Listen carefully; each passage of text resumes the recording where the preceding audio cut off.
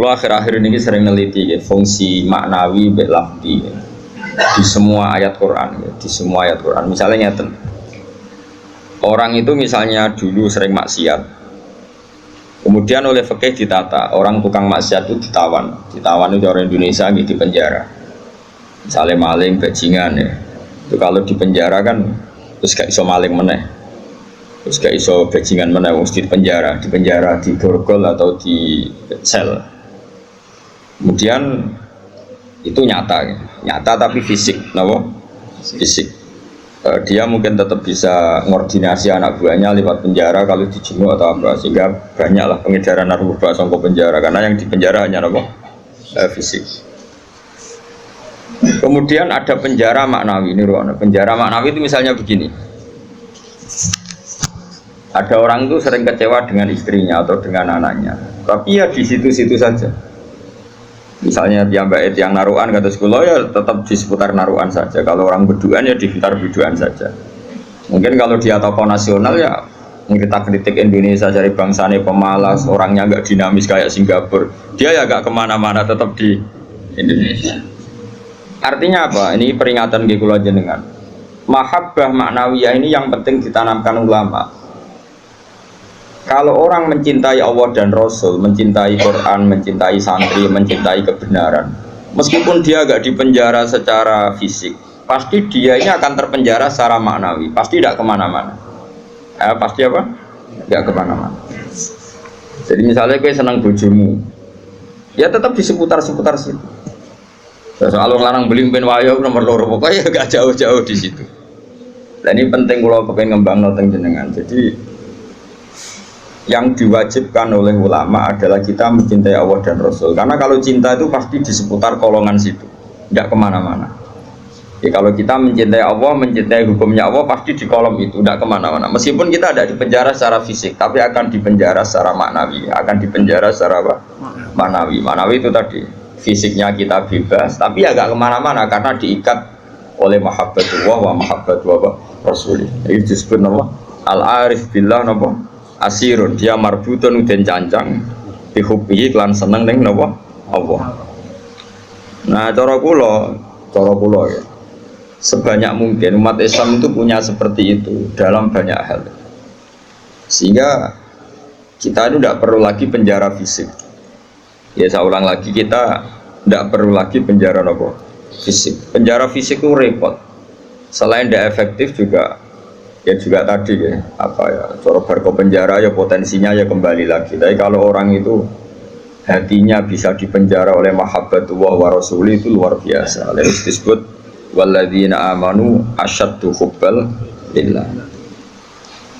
Karena kula nu sering sinau banget. Mboten trimo sering sinau banget. Itu di situ ada keterangan begini. Ini cerita wong wedi ambek bapake misalnya, iku yo ora wani marek. Seneng banget, iku yo ora wani marek. Itu ada, ini cerita orang normal kan, orang normal iku ora kena itu. Misalnya gini, kamu wedi ambek ibumu yo ora wani marek, seneng banget yo ora wani. Itu yang dilakukan Sayyidina Ali ketika ditanya, "Kenapa saya tidak melihat engkau makan bersama ibu kamu?" Kata Sayyidina Ali, "Takut saya kalau ibu saya misalnya penggawe ibu ayam goreng sudah punya rencana itu. Kedisian tak jupuk aku. Ya, nek weteng-weteng elek kan lah mangan bareng ibu kan. Nah, artinya apa? Ya seneng ya marai rawani awor karena takut misalnya itu kan. Kenapa kamu tidak pernah makan bersama ibu kamu? Jawab Sayyidina Ali, takut saya. Ibu saya di hidangan itu seneng misalnya dalam konteks Indonesia seneng apa? Ayam goreng juga serobot. Wes, belum putus asa. Akhirnya milih tempe. Lo tekan tempe, Bu. Serobot pisan. Jika masyhur tuh makalah Indonesia itu tidak pernah makan bersama ibu. Sama mungkin orang tertentu yang mencintai gurunya itu tidak berani bareng karena takut ganggu, takut macam-macam, rusak pemandangan macam-macam. Nah, jadi orang itu cara seneng dan cara itu mirip-mirip. Itu kata Imam Ghazali karena khauf dan roja itu mirip-mirip. Nah, sama gue misalnya seneng cawe itu seneng bojomu lagi asik maca mbak delok lipstik ya, buat lambine anyar. Api ego ora moro-moro, mesti kayak ganggu. Bojoku nak awake ayu seneng ya seneng wae awake ayu. Tapi nak kowe seneng kan mesum, ben ngeloni. Nah itu kan dunia yang berbeda. Bojo lagi seneng klambi anyar diganggu, malah mbek kowe mbok coplok iku kan gak fair. Lha nak kowe seneng tenan. Yo duwi, maksudnya duwi ben nikmati nganggo lipstik, nikmati nganggo klambi anyar, pamer mbek kancan. Malah kok parani kene haram. Artinya wong iki bakas wong normal ya. Jadi wong seneng ambek wong gedhe padha-padha menghindar sebetulnya. Apa? Menghindar. Wong ora normal iku ora ukuran ya, ora ukuran. Wong ora normal iki ya angel ya. Nah, sehingga kenapa ada wali ditanya, kapan kamu menikmati Allah? Jawabnya dia dulu, ketika saya menjauh dari Allah. Bukan menjauh dengan makna orang fasik itu enggak. Dia menghindari sesuatu yang terkait Allah karena malu kalau ganggu. Makanya saya pernah cerita di ngaji ini, ada wali yang dia jadi wali karena sholat di shaf awal. Dia malu kalau dipanggil Allah kok tidak yang terdepan, sehingga dia sholatnya shaf awal terus.